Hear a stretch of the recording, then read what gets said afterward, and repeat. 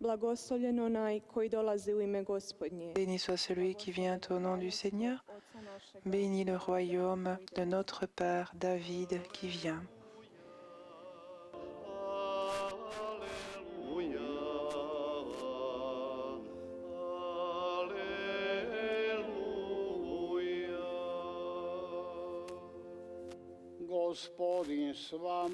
Le Seigneur soit avec vous.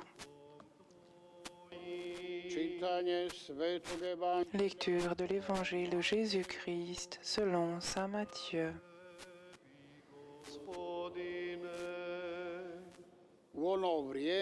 En ce temps-là, Jésus parlait à ses disciples de sa venue. Quand le Fils de l'homme viendra dans sa gloire et tous les anges avec lui, alors il siégera sur son trône de gloire. Toutes les nations seront rassemblées devant lui. Il séparera les hommes les uns des autres, comme le berger sépare les brebis des chèvres. Il placera les brebis à sa droite et les chèvres à sa gauche.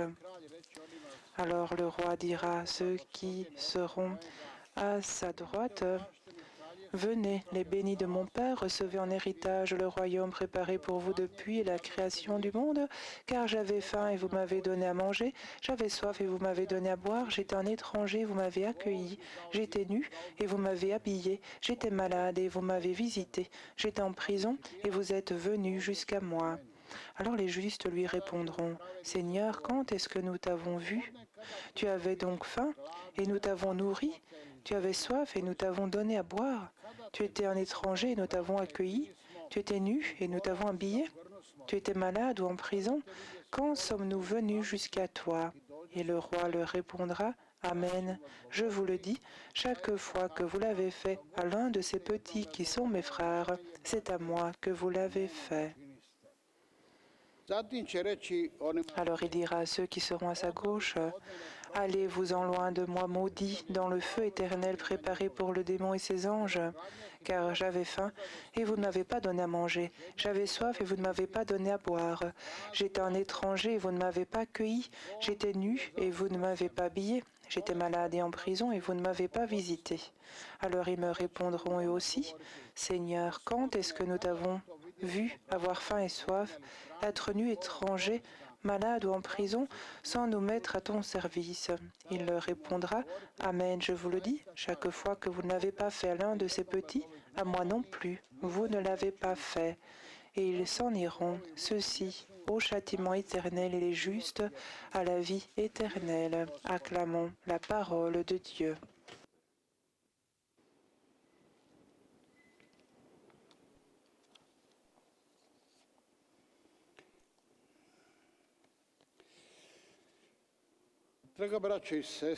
Chers frères et sœurs, la réflexion de ce soir, je la commencerai par une question un peu insolite. Est-ce que vous avez fait une génuflexion en entrant dans l'église? Et devant qui avez-vous fait cette génuflexion?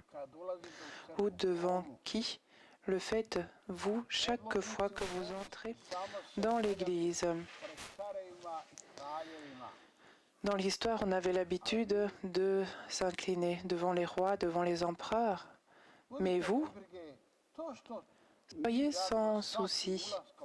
Ce que nous faisons lors de chaque entrée dans l'Église, des milliards de chrétiens le feront chaque jour. Et par cet acte d'inclination, nous confessons le Christ roi. Souvenons-nous, dans l'Évangile, particulièrement le vendredi saint, tant de fois nous avons entendu l'épisode historique du jugement de Jésus. Pilate, qui représente le pouvoir romain, demande à Jésus, « Donc tu es roi ?» Jésus répond, « C'est toi qui le dis. Je le suis. »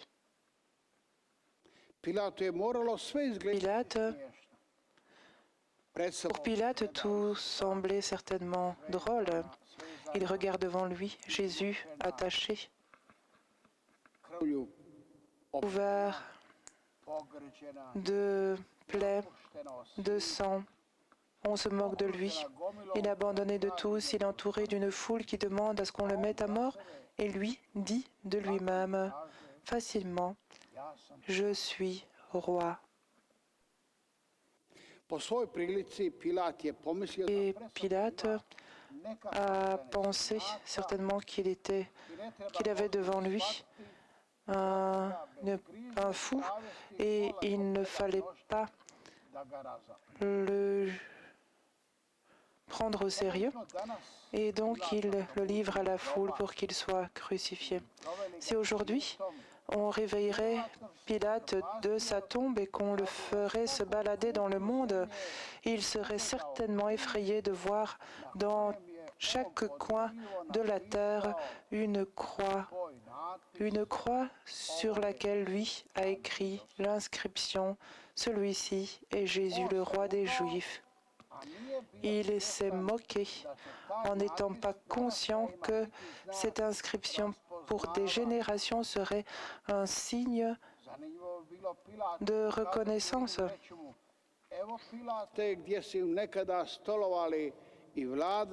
Montrer à Pilate la ville de Rome où autrefois régnaient les empereurs qu'il représentait, aujourd'hui c'est là que se trouve la personne qui représente Jésus-Christ que tu as condamné à mort. Et si on aurait demandé à Pilate, que penses-tu? Pilate, Jésus parlait-il au vent lorsqu'il a dit, dans ton jugement, je suis roi. Ceci dit, essayons de comprendre Pilate. S'il aurait désiré comprendre Jésus, il n'aurait pu le faire, car le royaume pour Pilate était une chose et pour Jésus une autre chose. Mais à part cela, cela n'a pas lieu seulement à Pilate de ne pas comprendre, mais cela a aussi lieu pour les 12 apôtres de Jésus qui ont passé beaucoup de temps avec lui. Les évangélistes, dans leurs écrits, décrivent cela de manière dramatique. Nous le savons tous, nous l'avons lu. Tous l'ont abandonné et se sont enfuis seulement parce qu'ils ont compris que de ce royaume terrestre de Jésus, ils ne pouvaient rien avoir. Et c'est ce que eux attendaient, ce royaume terrestre. Pour nous, sur le calvaire, il y a une transformation inattendue. De ces paroles divines de Jésus, on entend une parole surprenante. Pardonne leur peur, car ils ne savent pas ce qu'ils font. Mais qui peut dire une telle chose pour ceux qui te crucifient? C'est exact. Il ne savait pas qu'il réalisait le plan du Père céleste afin que son Fils, par sa mort sur la croix, rétablisse une relation amicale entre le Père Dieu et les hommes.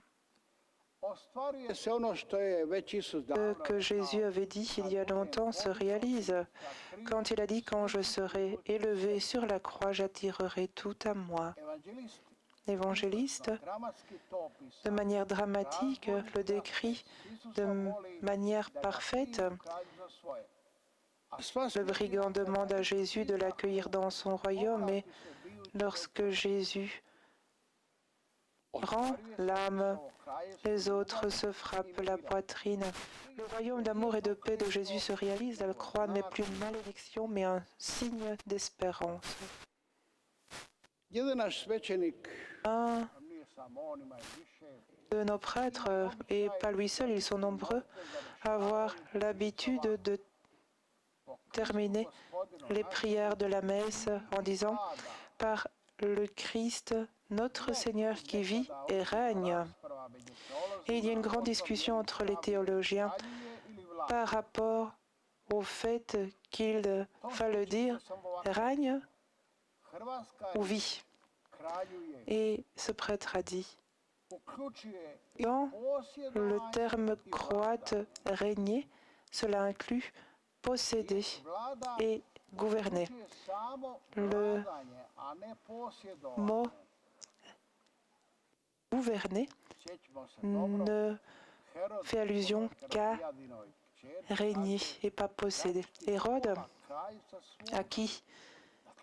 Hérode qui dit, je donnerai la moitié de mes biens. Donc il est propriétaire, il est roi. Nos politiciens règnent sur la terre, sur un pays, mais ne la possèdent pas. Heureusement qu'ils ne le possèdent pas. Nous savons très bien que gouverner, par leur gouvernement, ils causent des dégâts à ce pays. Mais pourtant, ce pays n'est pas leur propriété. Ils n'en sont pas propriétaires. Le Christ roi est propriétaire de tout ce qui a été créé. C'est une grande différence et c'est pourquoi le terme croate, régner, inclut l'un et l'autre.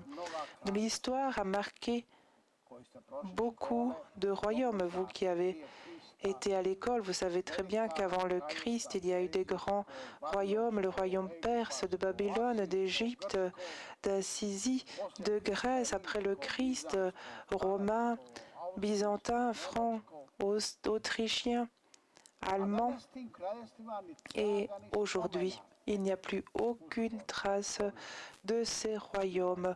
On n'en parle qu'à l'école, dans l'histoire, dans les livres. Seul le royaume du Christ a survécu, car il est le roi de tout ce qui a été créé, et il est roi et celui qui possède tout. En 1804, Napoléon a été couronné empereur, vous l'avez certainement entendu. Plusieurs fois, le pape Pie VII est allé à Paris pour le couronner. C'était la règle, c'était le pape qui couronnait le roi, l'empereur. Et qui sait, une dizaine de jours ou un mois passé en voyage de Rome pour aller à Paris pour être présent à cette cérémonie. Et lors du couronnement, Napoléon prend la couronne des mains du pape et la met lui-même sur sa tête. Et par ce geste, il a voulu dire au monde entier, personne ne m'a mis la couronne d'empereur sur ma tête. Ce n'est ni Dieu ni l'Église qui l'a fait. 10 ans plus tard, la couronne d'empereur est tombée de sa tête, son trône impérial est tombé et il s'est retrouvé sur l'île de Sainte-Hélène comme le plus grand des misérables. Le Christ seul peut dire de lui-même que personne ne lui a mis sa couronne royale sur sa tête et c'est pourquoi personne ne peut lui la retirer. Et le Christ a un programme pour son royaume, ce que l'on chante dans le cantique de la messe. Son royaume est un royaume de vérité et de vie, un royaume de sanctification, de grâce, de justice, d'amour et de paix. Et pour finir, une conversation intéressante entre un croyant qui venait de se convertir et son grand ami qui est un croyant. Le nouveau converti dans son enthousiasme rencontre un ami qui est un croyant et il lui dit qu'il a rencontré Jésus et qu'il est exceptionnellement heureux. Et l'incroyant se moquant lui dit, mais quand tu es un nouveau converti, dis-moi, tu dois savoir tout de Jésus. Dis-moi dans quel pays Jésus est né. Je ne le sais pas. Quel âge avait-il quand il est mort? Je ne le sais pas. Combien de prédications a-t-il fait? Je ne le sais pas. C'est vraiment mauvais pour quelqu'un qui dit qu'il est un nouveau converti de ne pas savoir tout cela de Jésus. Dit, c'est un croyant. Tu as raison, dit ce converti. J'ai honte de connaître si peu de lui, mais il y a une chose que je sais. J'étais une ivrogne. J'avais des dettes. Ma famille s'effondrait. Mes enfants et ma femme attendaient dans la peur chaque soir mon retour à la maison. Maintenant, Je ne bois plus, je n'ai plus de dettes. Nous sommes une famille heureuse. Mes enfants et ma femme m'attendent avec impatience à la maison. Tout cela, c'est Jésus qui l'a fait et c'est ce que je peux dire de lui et je sais de lui. Oui, c'est ce royaume de paix et d'amour que Jésus a mené dans l'âme de cet homme. C'est le seul royaume qui n'a pas de fin et qui est le royaume du Christ, un royaume de service, de vérité et d'amour. Et c'est pourquoi nous sommes tous appelés à être des personnes qui prennent part à ce royaume et le propagent dans le monde. Et c'est seulement lorsque nous travaillons et œuvrons pour la vérité, la justice et l'amour que nous créons en nous-mêmes le royaume de Dieu qui est nécessaire pour chacun de nous. Amen. Je crois en un seul Dieu, le Père Tout-Puissant, Créateur du ciel et de la terre.